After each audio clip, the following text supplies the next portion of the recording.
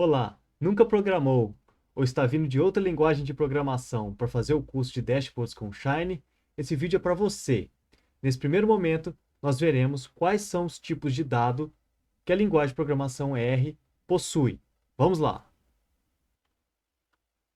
Como você pode ter percebido, eu estou com o RStudio aberto, com dois painéis apenas.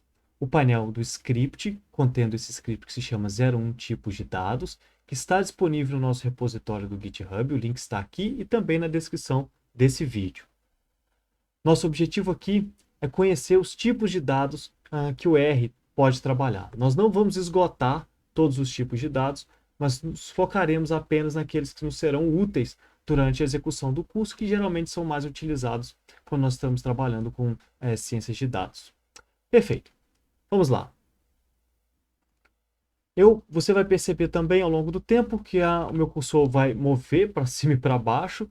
De maneira geral, eu vou executar as linhas. Então, quando eu estou aqui no meu cursor, ele está piscando na linha 14.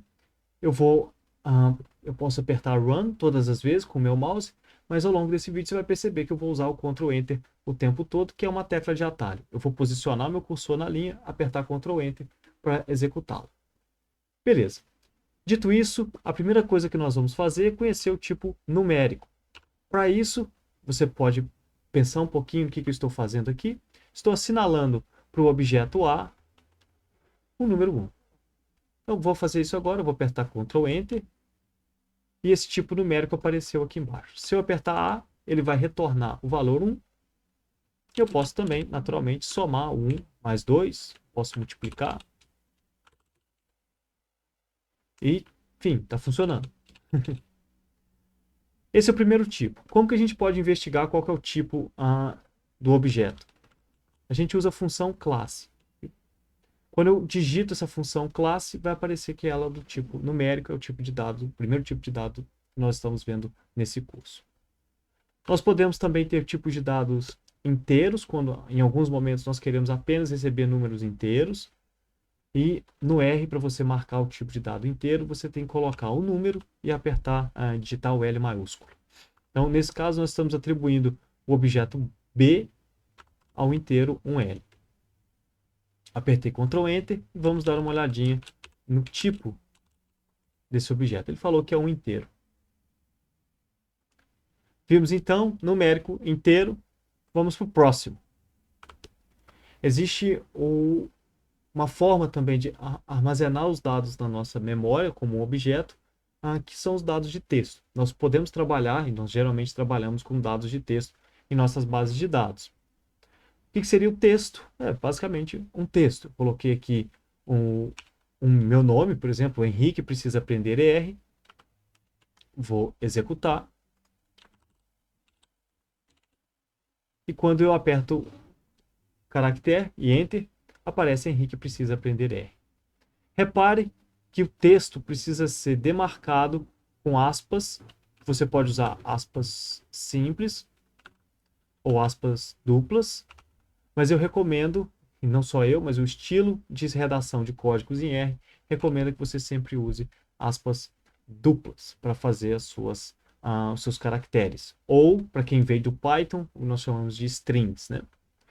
Perfeito. Nós vimos, eu sugiro que você tente adaptar e pode modificar à vontade. Aqui, eu vou colocar estou aprendendo R.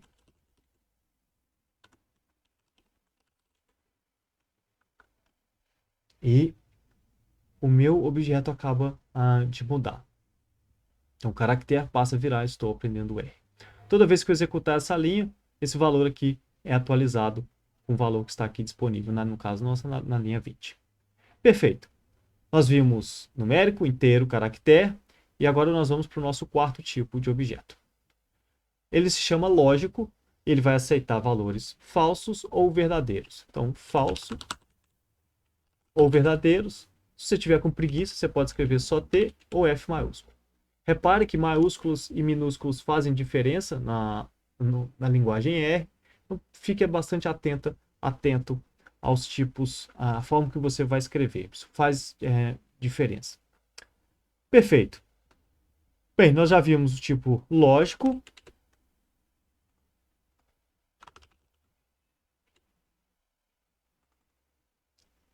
que retorna verdadeiro ou falso.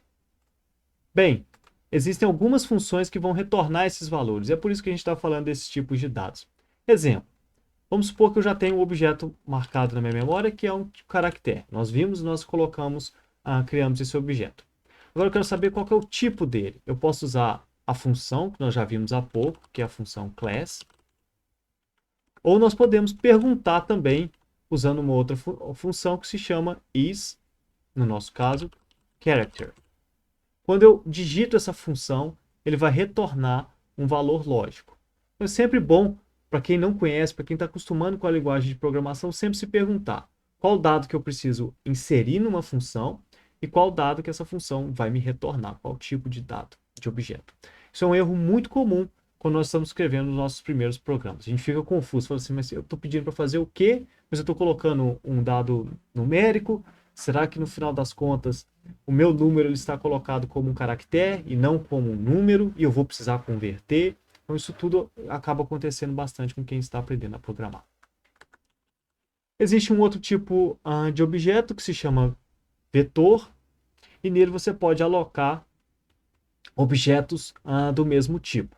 Isto é, aqui eu tenho um vetor de números, certo? Então eu vou alocar aqui, vou escrever vetor. E ele é alocado, então, 1, 2 e 3. Eu acho que eu posso somar esse vetor. E ele soma todos os valores que estão contidos nesse vetor, ou para quem veio do Python, uma lista. Lembre-se que para você assinalar, você precisa colocar o C, que é o símbolo, e separar os itens com vírgulas. Existe uma forma mais preguiçosa de assinalar vetores, que você pode basicamente digitar números ou criar vetores usando 1 até 3. Nesse caso, quando eu faço 1, 2 pontos 3, ele já gera o vetor. Eu nem precisaria colocar aqui, porque no final das contas nós teríamos um vetor da mesma forma. Posso perguntar também se ela é um vetor, e ela vai me retornar um valor lógico true. Bem, nós já vimos muitas coisas até agora, mas nós vamos continuar seguindo para conhecer mais dois tipos de dados fundamentais para a gente. Existe o tipo matriz, basicamente é uma matriz, um formato tabular com linhas e colunas. Então, aqui no caso, nós vamos criar uma matriz, essa é a função que cria a matriz. Essa matriz tem 6 elementos, nós assinalamos a quantidade de linhas e quantidades de colunas dessa matriz. Vamos ver como ela fica representada. Então, no nosso caso aqui, nós temos uma matriz com estes 6 elementos já ocupada, né? Com 6 elementos, com 2 linhas e 3 colunas. Matriz no nosso curso nós não vamos usar, mas enfim, as matrizes elas dão forma a um outro tipo de dado que sim nós usamos o tempo todo, que são os data frames ou os bancos de dados, que seria a nossa planilha do Excel. Existe um outro tipo também de objeto que se chama lista, e aqui, pythonistas, peço para que vocês tomem cuidado, porque os valores têm um sentido diferente. A lista permite que você grave e acumule objetos de diferentes tipos, diferente de um vetor. Então, aqui no caso, nós podemos criar uma lista com um caractere, lembrando que nós temos aqui as aspas duplas, um valor lógico, um valor inteiro, e no final das contas nós temos a própria matriz. Aqui, inclusive, eu preciso colocar matriz. Quando eu faço isso, vou imprimir para vocês verem.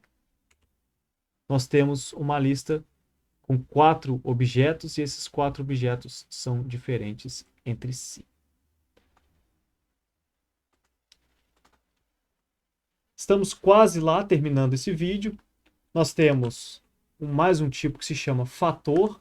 E o fator nada mais é do que uma forma ótima e muito útil para quem for trabalhar com modelagem de dados, por exemplo, modelos de regressão ou aprendizagem de máquina, para ficar fácil de você fazer comparação entre determinados valores e até organizar na hora de você for plotar os seus gráficos. Aqui no caso eu estou criando um vetor de caracteres. Então, cada elemento aqui é um caractere que corresponde a uma cor. Quando eu imprimo, eu tenho basicamente o meu vetor respondido. Eu posso até perguntar, será que realmente é um vetor? Eu aperto classe e ele retorna um caractere, que é um vetor caractere. E nós podemos converter em fatores. Repare a diferença entre essas cores aqui e cores fator. Nesse caso, aparece a mesma sequência, no entanto, aparece aqui um negócio chamado níveis. Esses níveis aqui, o R já converteu automaticamente, assinalou números para esses vetores e, nesse caso, em ordem alfabética. Então, é dessa forma com que ele armazenou os dados. Os fatores, nós precisamos ter bastante cuidado, que até a versão 3 do R, quando nós abrimos os nossos bancos de dados, ele convertia todas as colunas de caracteres ou strings em fatores. Isso, dependendo do banco de dados, da planilha que nós importávamos, ela demorava muito mais para carregar, porque o computador precisa fazer o processamento de bancos de dados quando eles são importados para a memória. Bem, perfeito. Vimos fatores que serão úteis no curso, vocês provavelmente vão ver em uma ou outra parte só, mas os tipos mais importantes até então que nós vimos foram numérico, caractere, lógico, vetor. E a estrela do dia, da noite, dependendo da hora que você estiver vendo esse vídeo, que no nosso caso é o data frame. Data frame é onde nós vamos passar a maior parte do tempo. Em algum momento, esse data frame passa a ter outro nome, table, devido à mudança da forma de um tipo específico de data frame que foi criado para facilitar a visualização no terminal do R. Então, mas basicamente, quando eu falar data frame, assumam que possa ser table, a gente vai usar isso de forma intercambiável. O data frame, e é por isso que a gente tem que estudar os tipos anteriores, ele vai assumir. Você pode criar uma base de dados, imagina uma planilha do Excel, que vai ser um objeto.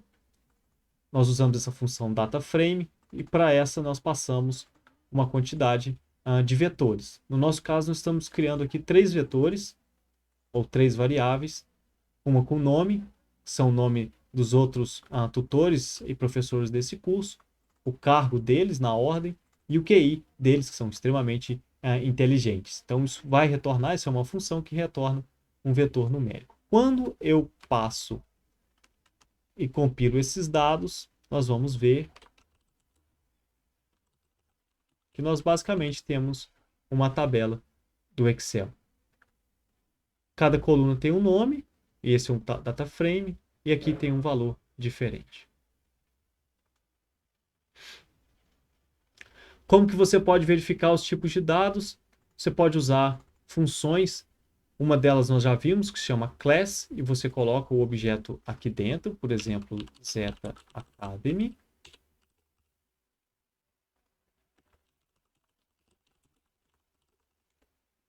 Então, é um tipo data frame.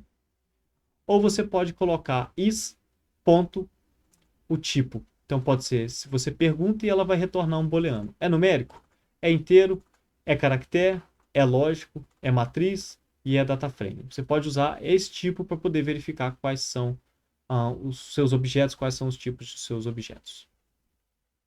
Tem um exercício resolvido para vocês aqui. Nós vamos criar uma função, ela gera uma quantidade de números que segue uma distribuição gaussiana normal, em forma de sino. Essa função ela aceita a quantidade de elementos que você precisa criar, a média desses elementos e o desvio padrão destes elementos. Então, o objetivo desse exercício resolvido é identificar qual que é o tipo dos objetos que foram criados aqui. Então, eu já falei para vocês, uma das formas é usar a função classe. Ele vai falar que ele vai criar números. Vamos tentar ver, então, qual meu tipo. Vamos imprimir um pouco. Vai aparecer um monte de números, 100 números, para falar a verdade, com várias casas decimais. Mas o que nós estamos vendo aqui seria uma distribuição, né, gerada de uma distribuição gaussiana de média 100, desvio padrão 20. Agora é com você. Para facilitar o processo de memorização, embora isso seja repetição, isso é necessário para o início, eu gostaria que você verificasse, pensasse primeiro e depois usar essas funções que nós vimos há pouco para tentar avaliar qual que é o tipo de cada objeto. Lembrando que você pode apertar Ctrl Enter para passar esse objeto, alocar esse objeto na memória, e você pode verificar qual que é o tipo dele usando as funções que estão aqui em cima. Agora, então, é com você e nós nos vemos na nossa próxima parte desse script, dessa aula.